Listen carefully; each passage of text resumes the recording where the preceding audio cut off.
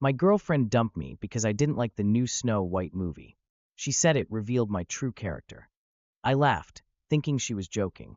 She wasn't. So I did this, and now she's begging to get back together. You ever have one of those moments where you're watching your life fall apart in slow motion? But the soundtrack is a Disney princess belting about female empowerment while CGI birds flap around her like they're on caffeine? Because I have. It was a Friday night. One of those rare evenings when I didn't have emails to answer or laundry to fold or dishes whispering passive-aggressively from the sink. Lena, my girlfriend of just over a year, had insisted we see the new Snow White remake. Now, I'd already seen the reviews. I mean, I wasn't actively trying to sabotage the evening, but I also wasn't going to pretend this film was an Oscar contender. Critics had called it unwatchable, unintentionally hilarious, and my personal favorite, a cursed TikTok filter stretched into 2 hours. But Lena was excited. This is going to be a reimagining, she told me in the car, eyes wide like she was heading to church. It's not about a man saving her this time. It's about agency, autonomy, inner power. I said something like, "Cool, I like agency," because I figured that was the correct boyfriend response. Plus, I was genuinely curious. I don't mind when stories get updated. I just prefer when the updates work. We get there. Theater's half full. Popcorn's mediocre. Lena's already tearing up before the trailers even start. And then the movie begins. It's hard to explain what we watched. Imagine if Snow White was rewritten by a room full of marketing interns who'd skimmed a feminist blog once and decided that subtlety was for cowards. Every line of dialogue was a sermon. Every character looked like they wanted to escape the script. The evil queen had more depth than Snow White, and the CGI dwarfs, who were now just magical forest dwellers, looked like AI-generated hobbits stuck in beta. Halfway through, there was this musical number. Snow White twirling in the forest, singing about leading without asking, or ruling without needing love. I don't know, the lyrics were a fever dream, and I let out a small, involuntary chuckle. Not a laugh, mind you. Just a soft exhale of disbelief. A noise any normal person would make when watching something painfully awkward. Lena turned and looked at me like I'd just taken a dump on her childhood. I whispered, sorry, even though I wasn't. She didn't say anything. Just kept staring at the screen like it was a live feed from a women's rights protest, and I'd just booed. After the movie, we walked out in silence. I was waiting for her to crack a joke. Something like, well, that was a bold choice. But no, her jaw was tight. She was breathing the way people do before they deliver news that requires immediate therapy. In the car, she finally spoke. I can't believe you laughed. Laughed. I blinked. It was one breath. Not even a full ha. She stared at the dashboard like it had betrayed her. It's not just that. It's what it says about you. What it says. She turned to me. You didn't get it. You mocked it. I didn't mock it, I said. I just acknowledged it was bad. She shook her head. It wasn't bad. It was bold. Challenging. It broke the mold. It also broke my attention span. Wrong answer. She pulled into my driveway and stopped the car without turning it off. I don't think we're compatible. I blinked. Wait, what? You don't understand the importance of representation, or evolution, or progress. Because I didn't like Snow White? No, because you laughed at it, she snapped.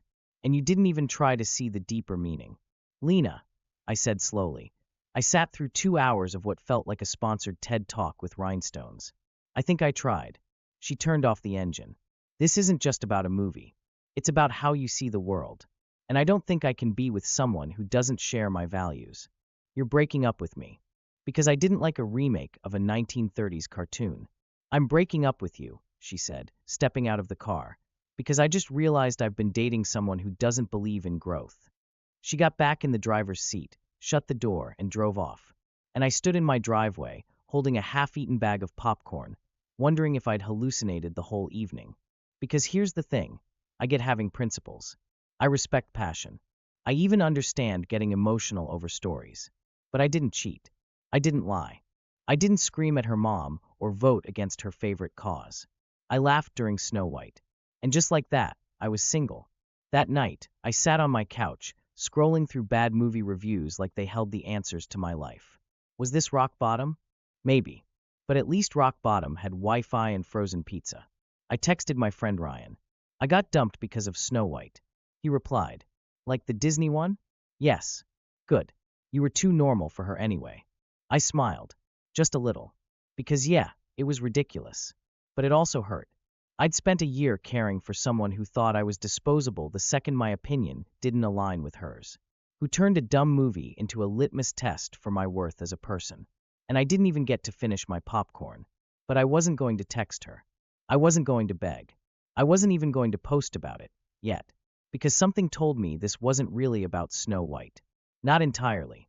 Something told me the story wasn't over. Not even close.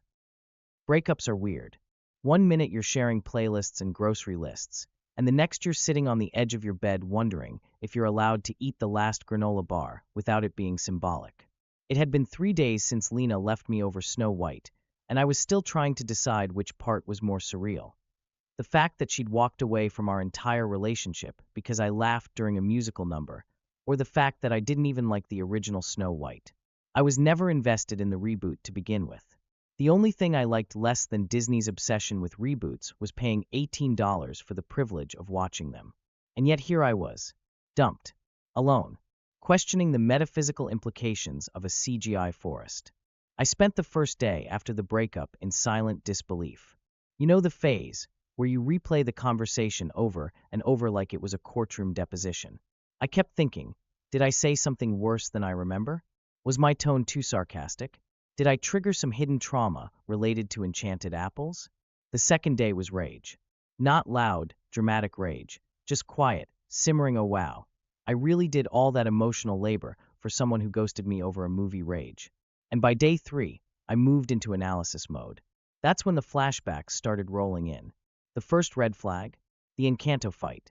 We'd watched it together last year. After the credits rolled, Lena was emotional. Teary even. I liked it too.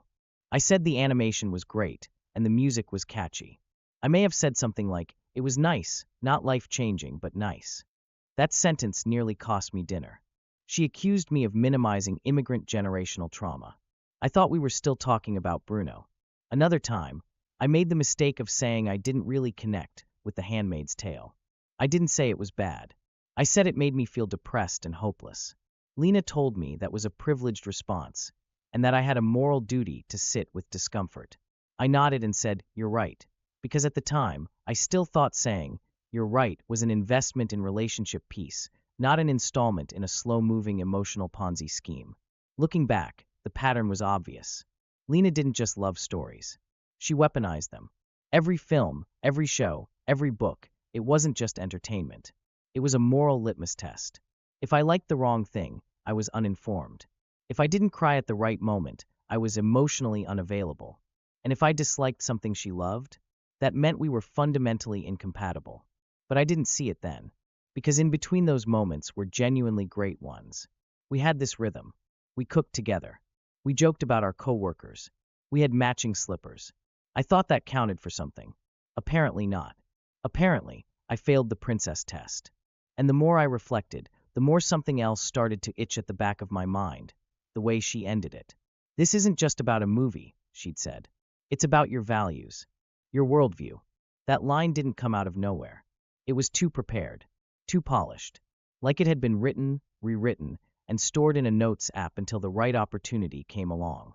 That's when it hit me. She didn't break up with me over Snow White. She'd already made up her mind. The movie was just the excuse. Suddenly, the emotional math made sense. In the weeks leading up to the breakup, she'd been distant, subtly critical, asking loaded questions like, do you think you're emotionally present enough in this relationship? Or, what would you say your moral compass is rooted in? At the time, I thought we were having deep, reflective conversations.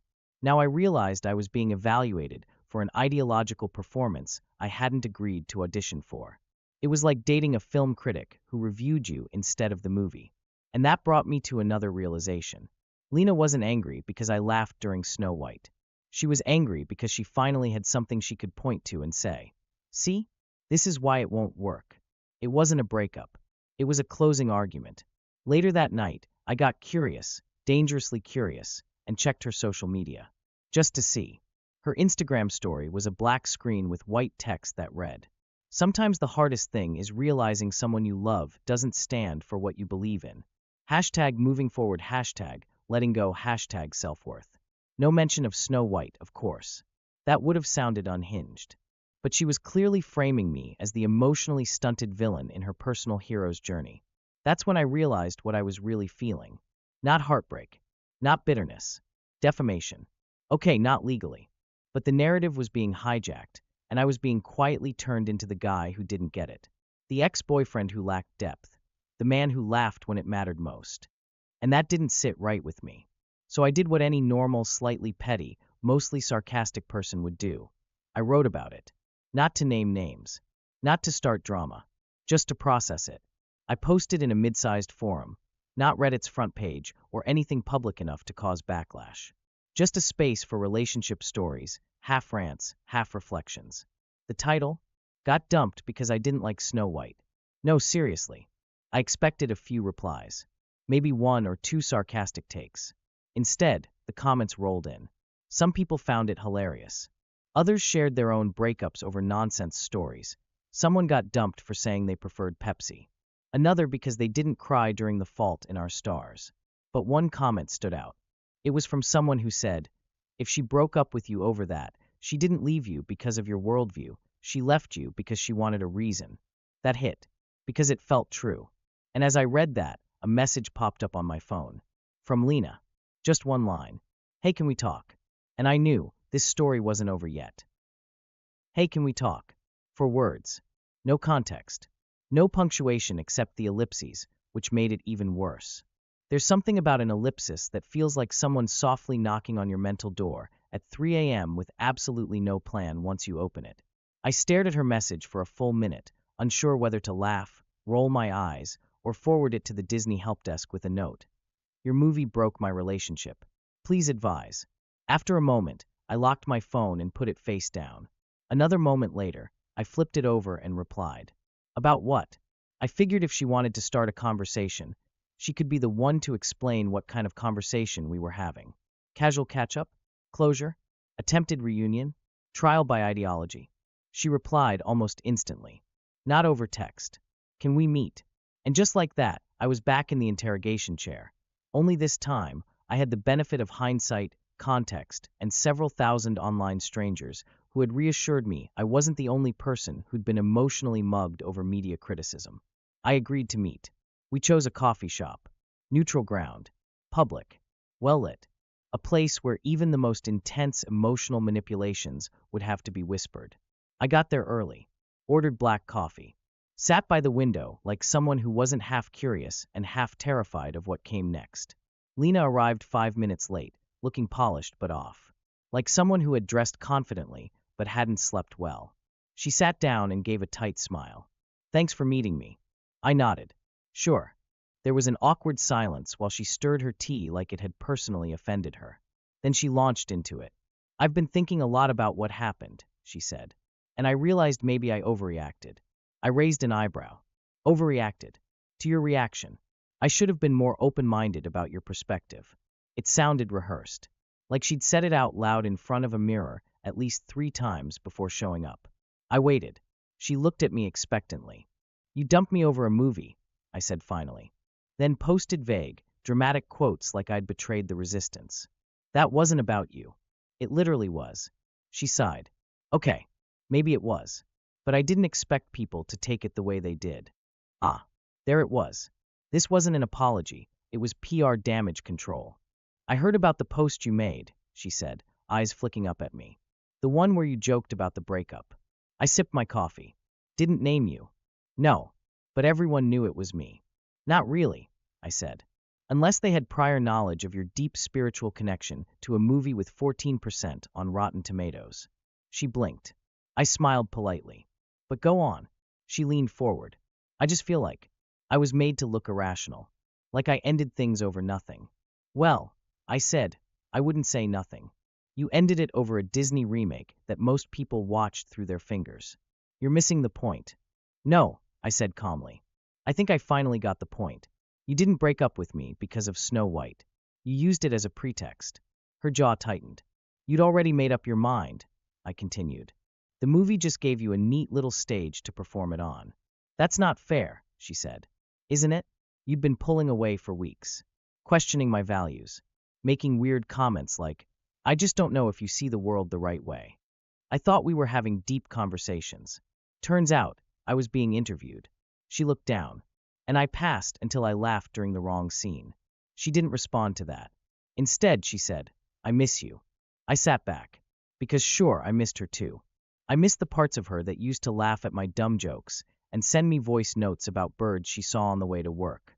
I missed the late-night ramen runs and Sunday laundry days where we'd fold clothes while watching documentaries we barely finished. But I didn't miss being on trial. I didn't miss walking on eggshells. I didn't miss wondering whether my next movie review would be seen as a moral failing. I didn't say any of that. Instead, I said, "So why did you want to meet?"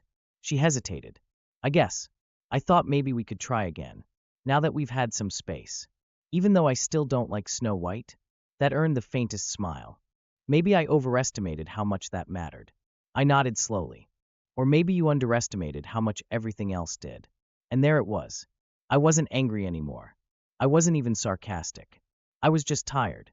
Tired of trying to justify basic human disagreements as evidence of deep incompatibility. Tired of relationships where liking or disliking a film was treated like an ethical stance. She didn't reply.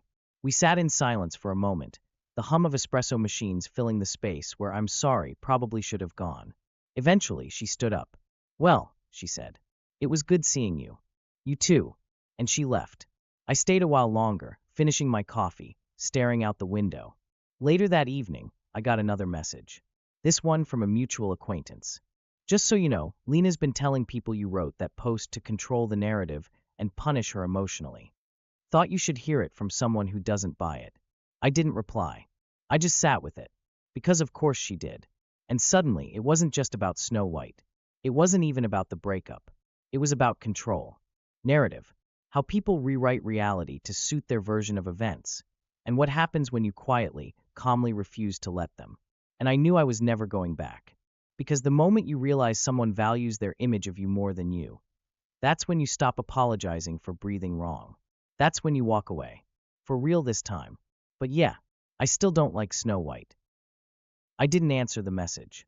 The one from our mutual friend telling me Lena was now saying I wrote the post to punish her. That I was manipulating public perception and weaponizing storytelling. I had to read that line twice just to confirm I wasn't hallucinating. Weaponizing storytelling. I mean, sure, I used a few snappy lines. Maybe I got a little too poetic with the popcorn analogy. But if telling people the truth about how your girlfriend dumped you over Snow White now counts as psychological warfare, then I guess I'm some kind of low-budget Bond villain with a Wi-Fi connection and a mild caffeine dependency. I didn't reply. Not to the friend. Not to Lena. Not to anyone. I figured if the point of the last year of my life was to slowly teach me the value of silence, I might as well graduate with honors. But the fallout wasn't as easy to ignore as I'd hoped. That weekend, I got 2 messages from people I hadn't spoken to in months. Both opened with some variation of, "So, I heard about the breakup," which is never a fun way to start a conversation. One of them was Lena's ex-roommate, who proceeded to tell me, very politely, that Lena was now referring to me as emotionally repressive and politically indifferent. Which I've got to say, is a bold accusation to throw at someone who once sat through a 6-part documentary on plastic pollution without checking his phone. But sure, let's add politically indifferent to the list of crimes. It was almost impressive. I'd been dumped less than a week ago, and I was already being painted as a morally vacant emotional zombie with no understanding of narrative nuance. All because I didn't cry when CGI Snow White said something about inner sovereignty. At one point, I told a friend, if I'd known the stakes were this high, I would have taken notes during the film. She laughed, but the truth was, I felt this weird mix of frustration and freedom. Frustration, because no matter what I said or did, Lena was going to spin the story. And freedom, because for once I didn't have to play along. By Monday, I started getting follow-up comments on my original post. Nothing viral, just a slow trickle of strangers chiming in with things like, "You dodged a bullet." Imagine staying in a relationship where you need a Disney-approved worldview just to survive. This happened to my brother, except it was about Avatar, the way of water and veganism. The internet's a weird place, but also kind of healing in the most dysfunctional way. Still, I didn't want to be known as the Snow White guy. That wasn't the legacy I'd envisioned for myself. I had hobbies. I had a real job. I once built a standing desk out of plywood and stubbornness. I had more to offer the world than breakup satire. But something about this whole thing stuck with me. Not the drama, not the breakup, the story. Because here's what I realized.